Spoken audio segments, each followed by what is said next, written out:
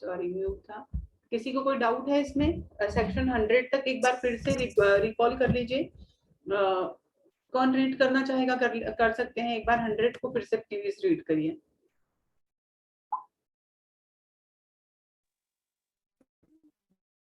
The right of private defense of the body extend under the restriction mentioned in the last preceding section to the voluntary cause of death or any other harm to the assailant in the offense which occasions the exercise of the right be of any of the descriptions herein after innumed, namely the first was such an assault may be reasonable cause to the appearance that that will otherwise be consequence of such assault.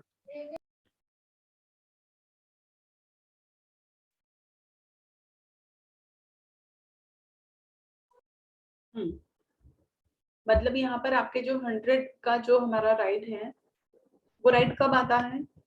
या तो हमें ये डर है कि हमारे ऊपर जो अटैक हुआ है उससे हमारी डेथ हो सकती है, ठीक। सेकंड, ये डर है कि ग्रीवियस हर्ट हो सकता है, फिर या जो असॉल्ट हुआ है उस कारण से रेप हो सकता है, अननेचुरल लस्ट और अननेचुरल ऑफेंस हो सकते हैं, है ना, और किडनैपिंग और एब्डक्शन, या तो इस तरह का कोई एक्ट हो सकता है, या रॉन्गफुली कन्फाइनिंग, किसी को सदोष परिरोध में रखना, किसी को सदोष परिरोध में रखने को रॉन्गफुली मतलब जैसे कि आपकी जो चारों दिशाएं हैं उनमें आप किसी को नहीं जाने देते हैं, तो ये भी रॉन्गफुली कन्फाइनमेंट में आता है। और या फिर एसिड अटैक। इन 7 कंडीशंस में से एक भी अगर है तो यहाँ पर व्यक्ति अपनी प्राइवेट डिफेंस में किसी व्यक्ति की हत्या तक कारित कर सकता है। पर इनमें से अगर कुछ नहीं है तो नहीं। सिंपली आपको समझना है कि अगर कोई इस तरह का आपके ऊपर अटैक किया गया है, प्राइवेट डिफेंस में जब आपकी बात होती है तो यहाँ पर इस तरह का कोई अटैक है, जब उस समय इन 7 चीजों का आपको डर है, आपको लगता है इनमें से कोई भी चीज आपके साथ हो सकती है, उससे बचने के लिए प्राइवेट डिफेंस में अगर आप सामने वाले को जिसने कि आप पर अटैक किया है उसका मर्डर भी कर देते हैं, हत्या भी कर देते हैं, तो वह हत्या नहीं मानी जाएगी। ये माना जाएगा कि आपने प्राइवेट डिफेंस में खुद को बचाने के लिए इस तरह का एक्ट किया है। किसी को कोई डाउट इस सेक्शन में? No ma'am. No ma'am. Okay good. इसमें आप लोगों को रेफरेंस बुक में आप देखेंगे कई सारे बहुत अच्छे अच्छे केस लॉज मिलेंगे, और ये सारे केस लॉज इसलिए पढ़ने जरूरी है ताकि आपको अलग अलग सिचुएशन, देखिए एक चीज मैं आपको बताऊं, कई सारे केस लॉज होते हैं रेफरेंस बुक में, वो सारे स्पेशल केस होते हैं जो कि अच्छे हैं, पढ़ के इंटरेस्ट आता है और जो कि ऑलरेडी कहीं ना कहीं बहुत इंपॉर्टेंट रहे हैं। जब आप वो चीजें पढ़ते हैं देन आपको अलग अलग सिचुएशन और अलग अलग फैक्ट्स के बारे में पता चलता है। केस लॉज पढ़ना इसलिए जरूरी, सिर्फ सेक्शन पढ़ना जरूरी नहीं। क्या होता है, हर केस का फैक्ट अलग होता है। मर्डर अपने आप में एक अकेला शब्द है, कितने तरीके से किया जा सकता है? कई तरीके हैं, ठीक है। अब हर व्यक्ति की घटना, कई सारे मर्डर केस की हिस्ट्री अगर आप पढ़ेंगे, हर अलग अलग तरह का होता है, उसके फैक्ट्स अलग होते हैं, अपराधी की स्थिति अलग होती है, घटना अलग होती है। हाँ, हुआ क्राइम एक ही है मर्डर, पर अलग अलग जब हम फैक्ट्स पढ़ते हैं तो हमको ये समझ आता है इन्वेस्टिगेशन कैसे हुआ, एग्जामिनेशन कैसे हुआ, जजेस ने क्या देखा, क्या ऐसा होता है जो कुछ केस रेयरेस्ट ऑफ रेयर है इसलिए मृत्युदंड दिया गया है, कुछ ऐसे हैं रेयरेस्ट ऑफ रेयर की कैटेगरी में मर्डर के भी नहीं है, लाइफ इम्प्रिजमेंट दे दिया गया है। क्यों?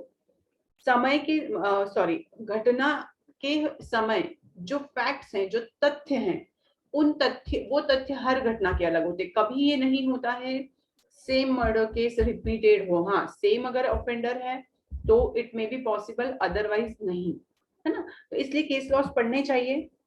आपको क्या होता है, बहुत सारी चीजों की जानकारियां मिलती हैं कि अलग अलग बहुत सारी चीजें किस किस तरह से की जा सकती हैं। अब यहाँ पर जो 7 अलग अलग कंडीशंस रखी गई हैं, इन सातों कंडीशन में कई सारे अलग अलग केस आपको पढ़ने को मिलेंगे, जिसमें कि कुछ में तो इस तरह के डिफेंस को एक्सेप्ट कोर्ट ने किया, कुछ को नहीं किया, है ना। कई बार इस तरह का एविडेंस में प्रूफ नहीं हो पाया कि आप सेल्फ डिफेंस में इस तरह का एक्ट आपने किया है, या जो अटैक था वो इतना ग्रीवियंस नहीं था कि वो इनमें से किसी भी कंडीशन को फुलफिल करता है। तब उस कंडीशन में क्या आप यहाँ पर उस तरह का डिफेंस ले पाएंगे?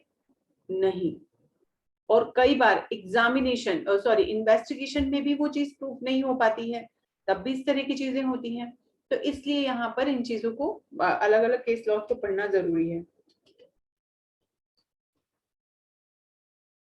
केस लिखिए इसमें, SC Gangadhar versus state of Karnataka.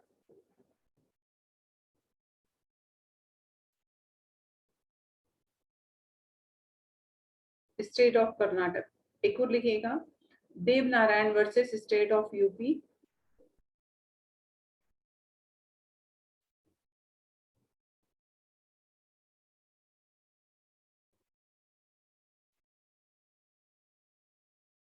अब लाठी से वार करना, जैसे मैंने ये केस कहा Devnarayan versus state of UP, किसी व्यक्ति पर लाठी से प्रहार किया गया, तो क्या आप ये मान लेंगे कि उस व्यक्ति ने जो अटैक किया है उससे आपको मृत्यु का भय हो गया? क्यों रोहित? No, ma'am. तो क्या हम उस लाठी के प्रहार के बदले हम व्यक्ति को मार डालें तो क्या वो सेल्फ डिफेंस में आता है? No, ma'am. No, ma'am. Dev Narayan versus state of UP इसी से रिलेटेड है। तत्काल आपको ये फीलिंग आ जाए, इमीडिएट आपको लगे, जैसे ही अटैक हुआ इमीडिएट आपको फीलिंग आया कि आप मर भी सकते हैं, तो ये पॉसिबल है, अदरवाइज नहीं। पर उसके साथ उसके पास कुछ ऐसा एक्टिव, अब लठ लेकर कोई आया और वो आपको बोलेगा मार डालूंगा, लठ से तो किसी की मृत्यु, हाँ सीधे सिर पर बहुत ज्यादा तीव्रता से अगर प्रहार किया गया है तो एक अलग बात है कि हाँ मृत्यु होना संभावित है, अदरवाइज नहीं।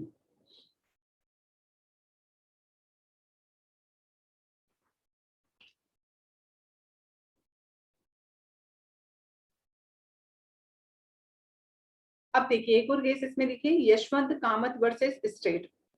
इसमें क्या था, एक बलिष्ठ, बलिष्ठ मतलब यहाँ पर एक शक्तिशाली, एक अच्छा व्यक्ति जो हमेशा एक व्यक्ति को धमकी दिया करता था कि मैं तुझे मार डालूंगा, किसी दिन तो मैं तुझे मार डालूंगा, किसी दिन तो मैं तुझे मार डालूंगा।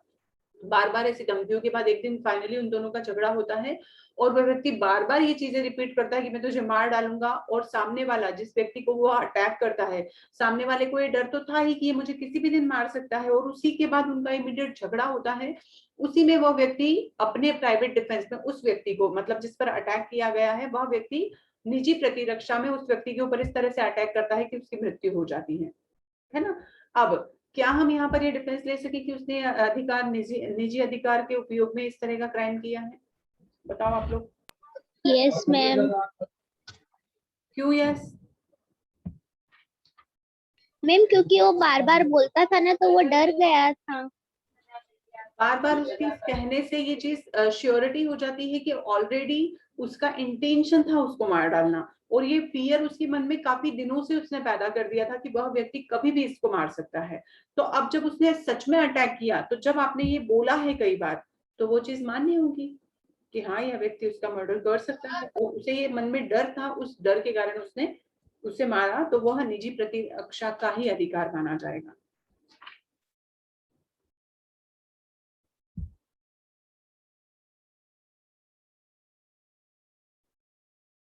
एक अब सेकंड वाला जो आपका थर्ड वाला जो आपका assaulting intention of committing rape है, इसमें केस का नाम लिखिए, मोहम्मद शमी वर्सेस सम्राट।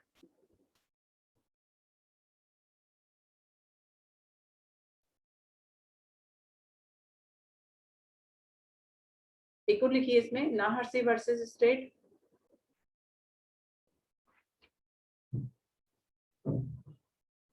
फिर किडनैपिंग और एब्डक्शन के रेफरेंस में लिखिएगा, Vishwanath versus state of UP.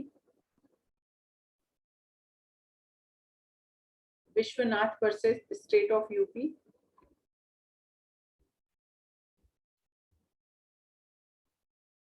और एक और लिखिए, public prosecutor of high court versus Balkrishna 1978।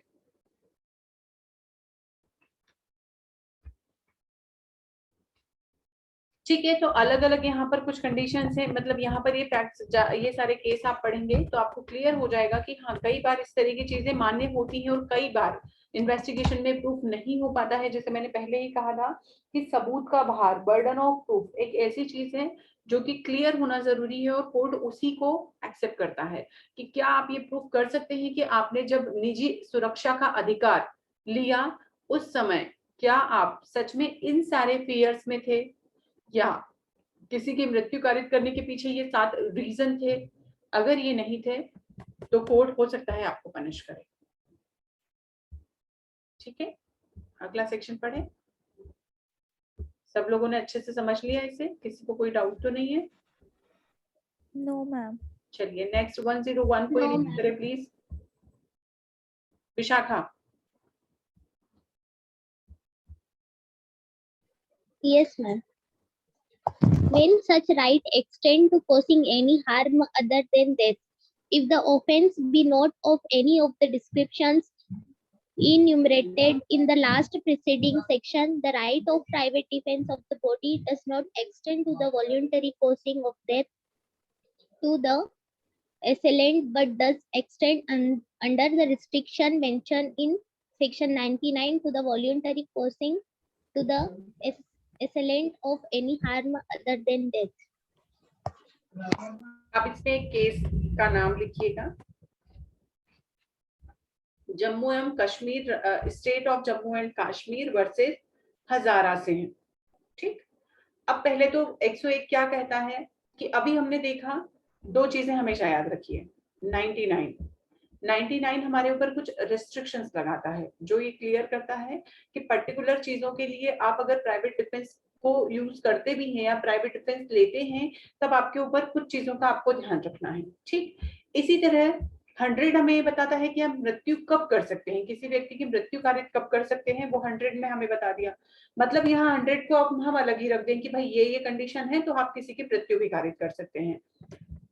फिर 99 के रिस्ट्रिक्शंस के साथ 101 एप्लीकेबल डेफिनेटली होगा। कब? जब आपके ऊपर जो अटैक किया गया है वो इतना मेजर नहीं है, सीवियर नहीं है, बट फिर भी क्या आप डिफेंस में कुछ कर सकते हैं? किसी ने आपके ऊपर 4 चांटे मारे तो क्या आप डिफेंस में उसे 2 चांटे भी नहीं मारेंगे? गांधीवादी विचारधारा आज के टाइम में इतना एप्लीकेबल नहीं है। अब बात होती है प्रतिरक्षा की। यहाँ जो शब्द यूज किया गया है वो है प्रतिरक्षा, प्रतिशोध नहीं। What is the meaning of प्रतिशोध? शुद्ध हिंदी का वर्ड है बदला लेना। बदला लेना। बदला लेने की भावना एक अलग चीज है और प्रतिरक्षा करना एक अलग चीज है। प्रतिरक्षा का मतलब क्या होगा विशाखा? मैम खुद के लिए सेल्फ डिफेंस, मतलब खुद का बचाव कर, है ना। बदला इज डिफरेंट थिंग कि भाई आप किसी से बदला लेने के इंटेंशन से अगर प्रतिरक्षा की भावना के बजाय आप प्रतिशोध की भावना से किसी पर अटैक करेंगे तो वहां पर सेल्फ डिफेंस मान्य नहीं होगा। जैसे मैंने अभी एक केस आपको लिखवाया, state of Jammu and Kashmir versus Hazara से है। इसमें जो एक्यूज था उसने ईंट और पत्थर से सामने वाले के ऊपर अटैक किया। उस अटैक को उसने बियर कर लिया, बट उसके कुछ समय के बाद जो विक्टिम है उस विक्टिम ने उस एक्यूज पर अटैक किया और धारदार हथियार से किया और ये डिफेंस लिया।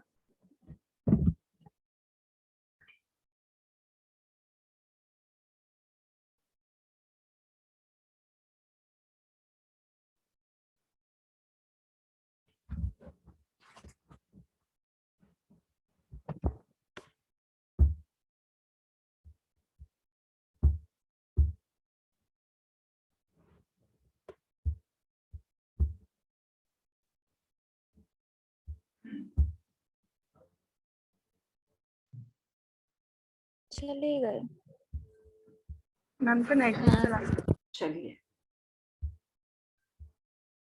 आपको आवाज तो आ रही है ना? Yes ma'am. Okay, yes ma'am. हाँ, कमरे में अंधेरा है इसलिए शायद मेरा चेहरा ना दिखे।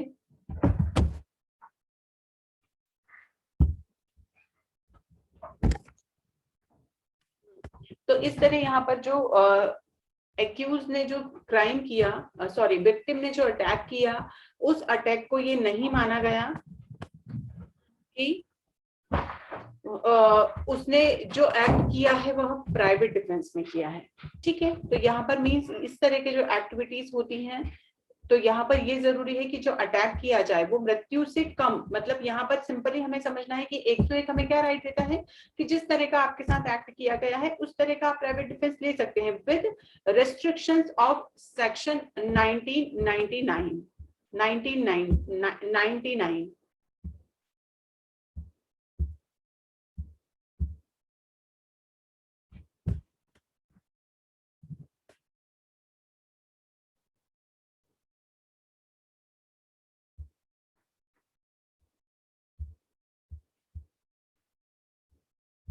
आ रही है ना आवाज? Yes, ma'am. Yes, ma'am.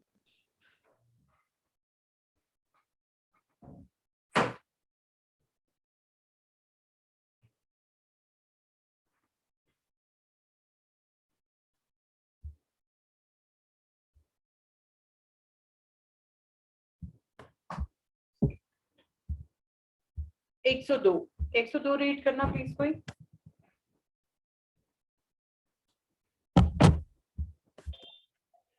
Section 102. Commencement of continuation of a right to private defense of the body. The right of the private defense of a body commissions of as soon as reasonable apprehension of a danger. Commencement. Reasonable apprehension of a danger to a body arise from an attempt or treat to commit the offense. Though the offense may not be committed and it continue as long as such apprehension of a danger to the body continues. जी हाँ, ये section भी आपको बहुत important है और इसको highlight कर लीजिएगा। ये वाला आपका कॉम्पिटिटिव एग्जाम्स में मोस्टली पूछा जाता है कि अगर हमें प्राइवेट डिफेंस का राइट मिला है तो वह कब तक बना रहेगा, ये बहुत बड़ा प्रश्न है। जैसे इसके पहले वाला एक क्वेश्चन में अभी मैंने एक केस समझाया था आपको हजारा से, उसमें क्या हुआ, बीच में गैप आया। जिस टाइम पर आप पर अटैक किया गया था उस टाइम पर आपने अटैक नहीं किया, आपने आपका डिफेंस नहीं लिया, कुछ समय के अंतराल से आपने उसके ऊपर अटैक किया, तो ये क्या माना गया कि वह प्रतिरक्षा नहीं थी, प्रतिशोध था, है ना। पर उस समय तक वो फियर आपके अंदर था कि सामने वाला आपका मृत्यु कर सकता है, आपके ऊपर अटैक किया है तो मार डाल सकता है, वो फियर आपका चला गया। मीन्स यहाँ पर 102 हमें ये क्लियर करता है कि जब कोई भी अधिकार हमें इस तरह का मिलता है तो वह बना कब तक रहेगा, तो वह तब तक बना रहेगा जब तक आपके ऊपर ये डर है कि आपके ऊपर जो अटैक किया जा सकता है वह कभी भी हो सकता है। अब जैसे मान लो एक केस इस तरह का सिचुएशन है कि कोई लड़की रात में अकेली जा रही है, उसके पीछे कोई भी उसके पीछे लगता है, कोई गुंडा उसके पीछे चलता रहता है। अभी उसके अंदर फियर है कि उसके ऊपर किसी भी तरह का अटैक किया जा सकता है, बार बार उसके अंदर डर आता है, सामने वाला उसे इस तरह से प्रिटेंड भी करता है कि वो उसके ऊपर किसी भी तरह का अटैक कर सकता है। फाइनली वो उस पर अटैक अगर करता है और सडन पुलिस आ जाती है, पुलिस उसे पकड़ लेती है, मतलब यहाँ पर प्राइवेट डिफेंस का राइट शुरू कब हुआ था, जिस समय उस लड़के ने उसका पीछा करना शुरू किया, यहाँ उसका प्राइवेट डिफेंस का राइट स्टार्ट हो गया था। प्रारंभ कब से हुआ, उस समय से जब उसके मन में उसने देखा कि अरे कोई मेरा पीछा कर रहा है और हो सकता है मुझ पर अटैक करे, क्योंकि उसकी एक्टिविटी से उसे ऐसा लगा कि वह उसके ऊपर किसी भी तरह का अटैक कर सकता है कमिट टू रेप हो सकता है ग्रीवियस हर्ट हो सकता है एब्डक्शन हो, किडनैपिंग हो। यहाँ पर ये जो डर शुरू हुआ उसी समय उसका प्राइवेट डिफेंस का राइट शुरू हो गया, स्टार्ट हो गया, ठीक। जैसे ही पुलिस आई, पुलिस ने उस लड़के को पकड़ लिया, अब वो लड़की अगर एक हथियार उठाकर उस लड़के के ऊपर अटैक करे तो क्या वो प्राइवेट डिफेंस का राइट माना जाएगा? No ma'am. अभी क्या हुआ, जैसे ही पुलिस ने उसे, विहान प्लीज इसको चार्जिंग पे लगा दे बच्चे, जैसे ही उसने उस पर अटैक किया, बहुत ऊंचा लगा, जैसे ही उसने उस पर अटैक किया, जैसे ही पुलिस ने उसे पकड़ा उसी समय उस लड़की का प्राइवेट डिफेंस का राइट खत्म हो जाता है। क्यों? क्योंकि यहाँ पर अब जरूरत ही नहीं है कि वो लड़की अपने प्राइवेट डिफेंस में कोई स्टेप ले, ऑलरेडी यहाँ पर पुलिस है, वो मैनेज करेंगे। वो उसे पनिश करेंगे, वो उसे पकड़ेंगे, है ना। तो यहाँ आपके लिए जो क्वेश्चन हमेशा बहुत मेजर पार्ट है ये आपके प्राइवेट डिफेंस का, कि ये हमें जानना बहुत जरूरी है कि हमारा राइट कब पैदा होता है और कब खत्म हो जाता है। तो जिस समय आपके मन में डर पैदा होता है, भय आ जाता है कि आप किसी संकट की स्थिति में हैं, आपके साथ कुछ गलत हो सकता है, उस समय आपका ये राइट जनरेट होता है, और जिस समय आप उस सिचुएशन से बाहर आ जाते हैं, आपका प्राइवेट डिफेंस का राइट खत्म हो जाता है। जैसे अभी इसके पहले वाले केस में हमने समझा कि अगर जहां गैप आ गया, मीन्स यहाँ पर आपका प्रतिरक्षा का अधिकार खत्म हो गया। हाँ, आपको ऐसा लगा कि 2 घंटे बाद फिर वो व्यक्ति आया और उसने आप पे अटैक किया, देन आपका अधिकार फिर से शुरू हो गया। तो यहाँ इन चीजों को, इस पर्टिकुलर सेक्शन को बहुत अच्छे से पढ़ के ध्यान में रखना। फिर 103, when the right of private defense of property extend to causing death। अब इसे रीड करेगा कोई, सिर्फ इसके सेक्शंस, ये फर्स्ट, सेकंड, थर्ड और फोर्थ रीड करना। रोहित,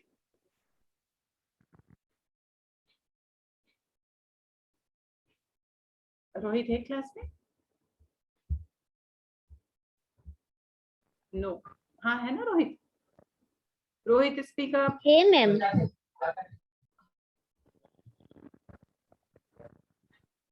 चलिए कोई और रीड करिए जिसको मेरी आवाज आ रही है। When the right of Section- private okay, हाँ रोहित पढ़ो। when the right of private defense of property extend to causing death, सिर्फ the right first, of second, private third पढ़ लीजिए, फर्स्ट, सेकंड, थर्ड और फोर्थ, इतना पढ़िए बस। yes ma'am. First, robbery. Second, house breaking by night. Third, mischief by fire committed by any building, tent or vessels, which building, tent or vessel is used on human dwelling or as a place for the custody of property.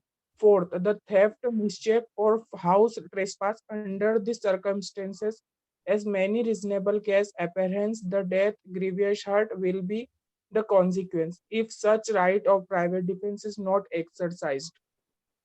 Yes, देखिए अब जैसे हमने अभी देखा कि भाई 100 में हमने ये देखा कि कब आपका जो प्राइवेट डिफेंस का राइट है वह किसी व्यक्ति को मृत्यु कारित कर सकते हैं, कब? जब हमारे बॉडी के अगेंस्ट हो। 103 हमें ये बताता है कि जो हमारा प्राइवेट डिफेंस का जो राइट है वो प्रॉपर्टी के लिए भी है। अब प्रॉपर्टी के लिए अगर है तो क्या उसमें भी हम कभी किसी की डेथ कारित कर सकते हैं, मृत्यु कारित कर सकते हैं? तो यस, पर किसके साथ? There is mention section 99, restrictions with section 1999। यहाँ पर ये सेक्शन में जो रिस्ट्रिक्शंस बताए गए हैं उसके साथ कब, जैसे कि आपका जो 100 सेक्शन था उसमें ये बताया गया था 7 कंडीशंस थी, उन्हीं 7 कंडीशन की तरह प्रॉपर्टी का जो राइट है उसमें भी ये 4 कंडीशंस हैं कि अगर हमारे अंदर ये डर है, फर्स्ट कि आपके यहाँ पर लूट हो सकती है, रॉबरी लूट हो सकती है। दूसरा, हाउस ब्रेकिंग बाय नाइट, रात में आपके घर को, गृह भेदन जिसे हिंदी में बोला जाता है, रात में आपके घर को कोई तोड़ता फोड़ता है या एंटर होने की कोशिश करता है। Third, mischief by fire, mischief का मतलब होता है रिस्टी और नुकसान, लिख लेना इसे।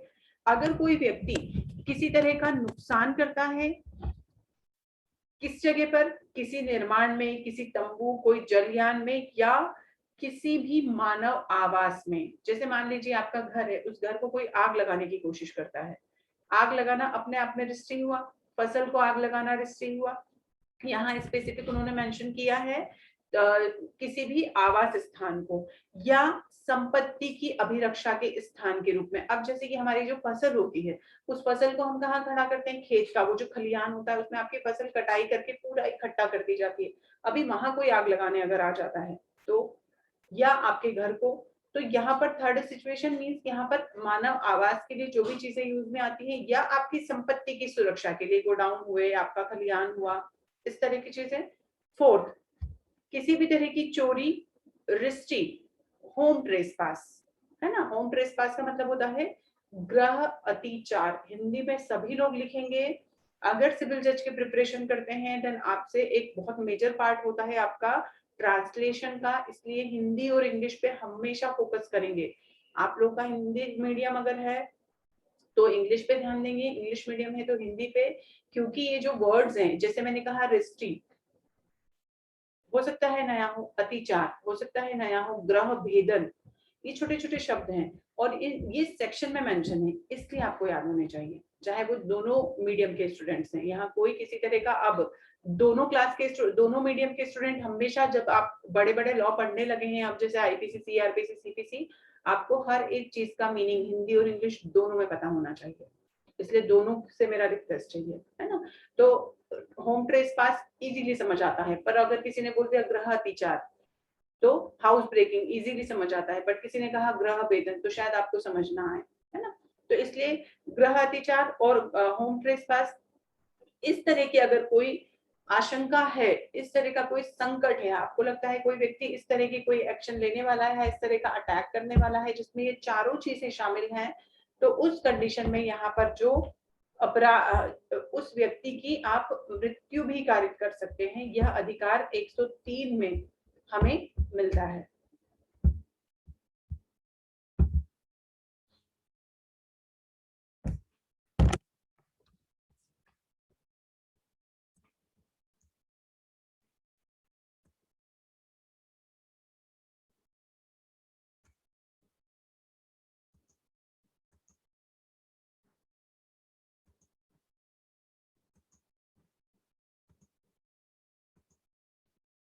ठीक है, फिर है 104, रीड करो विशाखा इसे।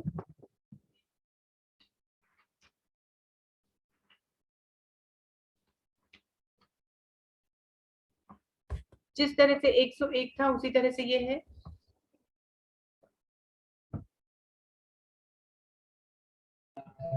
When such a right extend to causing any harm other than death, if the offense the committing of which or the attempting to commit which occasions the exercise of the right of private defense, be theft, mischief, or criminal trespass, not of any of the description enumerated in the last preceding section, that right does not extend to the voluntary causing of death, but does extend subject to the restriction mentioned in section 99 to the voluntary causing to the wrongdoer of any harm other than death. Yes. मतलब यहाँ पर आपका जो जिस तरह से 101 में mention किया गया है कि कब इसके अलावा आप कोई डिफेंस ले सकते हैं, तो यहाँ पर जब ऊपर जो चीजें मेंशन की गई हैं वहां तक तो हम मृत्यु कारित कर सकते हैं, पर इसके अलावा अगर है तो कब, when such rights extend to causing any harm। अब यहाँ पर any harm में मतलब क्लियर है कि आप किसी की मृत्यु कारित नहीं कर सकते। जब आपकी प्रॉपर्टी के संबंध में कोई डिफेंस लेने की बात होती है तो 104 के तहत ये क्लियर कर दिया गया है कि यहाँ, क्योंकि 103 में वो कंडीशन बता दी गई है कि कब आप किसी व्यक्ति की मृत्यु कारित कर सकते हैं अपनी संपत्ति के अधिकार के लिए, पर अपनी संपत्ति की सुरक्षा के अधिकार के लिए। पर 104 में ये क्लियर कर दिया गया है कि 104 में जो चीजें बताई गई हैं वहां पर सिंपल चोरी हुआ, रिस्ट्री हुआ या आपराधिक अतिचार हुआ, उस कंडीशन में आप किसी व्यक्ति को सिंपली हार्म कर सकते हैं, पर वो भी किसके साथ, स्पेसिफिक मेंशन रिस्ट्रिक्शंस विद 99 के साथ, अदरवाइज नहीं। ठीक है, इसी तरह सेम एक और है कमिटमेंट ऑफ, एक बार फिर से समझा दो। देखो सिंपल ही है, जैसे 100 हमें क्या कहता है कि जब हमारे पास इतने तरह की चीजों का डर है, रेप है, मृत्यु है, किडनैपिंग है, ये जितनी भी कंडीशंस थी, इन कंडीशंस में हम किसी व्यक्ति की मृत्यु कारित कर सकते हैं। ठीक, अब इसके अलावा अगर कुछ है तो क्या है, तो वो हमें किस में बताया गया, 101 में बताया गया कि भाई अगर ये चीजों का डर नहीं है तो आप क्या करेंगे, आप मृत्यु कारित नहीं कर सकते। हाँ, आप हो सकता है अपना डिफेंस तो आप लेंगे, पर उसमें आपको ये राइट नहीं होगा कि आप किसी को इस तरह का राइट लेके किसी की मृत्यु हो जाए। इसी तरह 103 हमें क्या राइट देता है कि जब ध्यान स्टॉप इट, जब हम किसी व्यक्ति जब हम अपने प्रॉपर्टी के राइट्स को लेकर बात करते हैं तो वहां पर ये जो 4 कंडीशंस हैं, अगर ये 4 कंडीशन है तो आप किसी की मृत्यु भी कारित कर सकते हैं। पर 104 अब हमें क्या कहता है कि नहीं, अगर ये चारों चीजें नहीं है, सिंपली क्या है, चोरी है, मिसचीव है, क्रिमिनल ट्रेसपास है, तो हम प्राइवेट डिफेंस कैसा लेंगे, जिसमें किसी की मृत्यु नहीं होनी चाहिए। अगर हुआ है तो आपने क्राइम किया है। मान लीजिए कि किसी ने आपके घर में, आप कोई चोरी करने के लिए चोर घुसा, क्या आप उसे मार डालें, या आपको राइट होना चाहिए, आपने चोर को देखा, आप चोर को मार डालो, ये राइट आपको होना चाहिए क्या? No ma'am. तो आप उसे पकड़ के रखेंगे, पुलिस आने का वेट करेंगे, पुलिस को कॉल करेंगे, ये प्रोसीजर होगा, न कि आप उसकी हत्या कारित कर दें, ये नहीं होगा। मतलब क्यों? क्योंकि वो चोरी करने घर में आया, उसने आपके घर में कोई आपका घर की तोड़फोड़ नहीं की है, मतलब ऊपर की जो लूट नहीं की है। अगर 4 लोग एक साथ आते लूट करते तो आप मृत्यु भी कारित कर सकते थे, पर सिंपल क्रिमिनल ट्रेसपास, मिसचीफ और थेफ्ट में आप इस तरह का बड़ा एक्शन नहीं ले सकते। 104 हमें यहाँ पर बाउंडेड करता है with restrictions of section 99 of IPC. Okay, इसी तरह अब मैंने कहा कि भाई ये डर कब तक बना रहेगा? Commencement and continuance of the right of private defence of property, same चीज जो कि अभी हमने ऊपर वाले सेक्शन में देखी कि कब तक ये डर हमारे लिए बना रहता है और कब तक ये हमें फेवर करता है। 102 और 105 सिमिलर हैं। देखो यहाँ पर आप देखना 100 और 103 सिमिलर हैं, 102 और 105 सेम है, सिर्फ फर्क कितना है? एक बॉडी के अगेंस्ट है, एक प्रॉपर्टी के अगेंस्ट है ना। इसके जब आप नोट्स बनाओ तो इसे ऐसे ही बनाना, private defence for property, private defence for body. तो यहाँ जब इस तरह के सेक्शन इस तरह से आप लिखेंगे तो आपके लिए इजी हो जाएगा।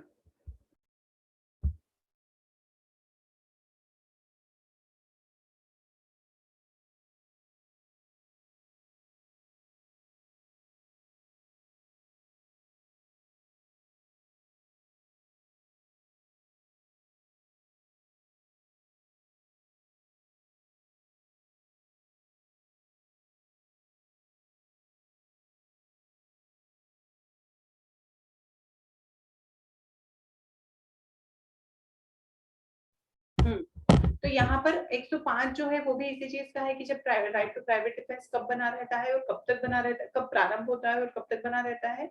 तो उस समय जब आपके अंदर ये फियर पैदा हो जाए और उस समय तक जब ये फियर खत्म हो जाए, जैसे ही फियर खत्म होता है आपका राइट भी खत्म हो जाता है। तो आज हमारा प्राइवेट डिफेंस वाला चैप्टर खत्म हुआ है। कल से एक और सेक्शन इसमें है 106 right of private defence against deadly assault when there is risk of harm to innocent person. कई बार ये भी होता है कि किसी व्यक्ति इस तरह का कोई एक्ट होता है जिसमें कि किसी अदर व्यक्ति के, देखिए घातक हमले के विरुद्ध प्राइवेट प्रतिरक्षा का अधिकार जबकि निर्दोष व्यक्ति को अपहानि होने का खतरा हो। इसका एक इलस्ट्रेशन सुन लीजिए। पर भीड़ द्वारा आक्रमण किया जाता है, जो उसकी हत्या करने का प्रयत्न करती है वह भीड़ पर गोली चलाए बिना प्राइवेट प्रतिरक्षा के अपने अधिकार का प्रयोग कार्य साधक रूप से नहीं कर सकता और वह भीड़ में मिले हुए छोटे छोटे शिशुओं को अपहानि करने के जोखिम उठाए बिना गोली नहीं चला सकता। अगर वह इस प्रकार गोली चलाने में उन शिशुओं में से किसी शिशु को अपहानि करे तो ने कोई अपराध नहीं किया है। ठीक है, तो यहाँ पर कई बार ऐसा होता है कि घातक हमला अगर है और उसके विरुद्ध प्राइवेट प्रतिरक्षा का अधिकार है जिसमें कि निर्दोष व्यक्ति की भी जान जा सकती है, तो समटाइम्स इस तरह का जोखिम उठाया जा सकता है। क्यों? क्योंकि जिस हमले में मृत्यु की आशंका युक्त रूप से कारित होती है उसके विरुद्ध प्राइवेट प्रतिरक्षा का अधिकार का प्रयोग यदि प्रतिरक्षक ऐसी स्थिति में करता है जिसमें निर्दोष व्यक्ति की अपहानि होने का जोखिम के बिना वह उस अधिकार का प्रयोग कार्यपालक के रूप में न कर सके तो उसे प्राइवेट प्रतिरक्षा के अधिकार का विस्तार वह जोखिम उठाने तक का है। पर यहाँ पर आपको ये चीज क्लियरली मेंशन कर देनी है, या जब आप उस तरह के प्राइवेट प्रतिरक्षा का अधिकार लेते हैं तो क्या आपने उचित सावधानी के साथ उस अधिकार को लिया है और उसके साथ ही क्या आपने इस चीज का मतलब ज्यादा से ज्यादा ये सावधानी रखी जाए कि किसी इनोसेंट पर्सन को उसमें हार्म ना हो। रिस्क है, उस रिस्क का आप तभी यूज कर सकते हैं जब देयर इज नो ऑप्शन, आपके पास कोई और चारा नहीं है, उसी कंडीशन में 106 एप्लीकेबल होगा, अदरवाइज नहीं। इसमें केस का नाम लिख लीजिए, Gotipulla Venkat Shiva versus state of Andhra Pradesh. इस सेक्शन को और पढ़िएगा। आपका जो प्राइवेट एक बार वापस रिपीट कर दीजिए। यस रोहित,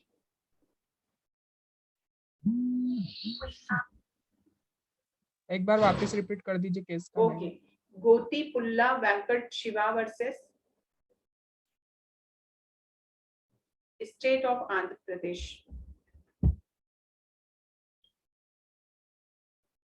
ठीक है, तो यहाँ आपका ये चैप्टर खत्म होता है। कल से हम अबेटमेंट पढ़ेंगे और अब कल से कुछ सेक्शंस ऐसे भी रहेंगे कि मैं स्किप करूं, क्योंकि आपका सिलेबस इस तरह कंप्लीट नहीं होगा। तो डोंट वरी। हाँ, आप लोगों को खुद को भी उसमें थोड़ा सा ये करना होगा कि आप प्रॉपर ध्यान रखें कि कौन सा सेक्शन आपको समझ आया, कौन सा नहीं आया। आपकी स्टडी के अकॉर्डिंग ही चीजें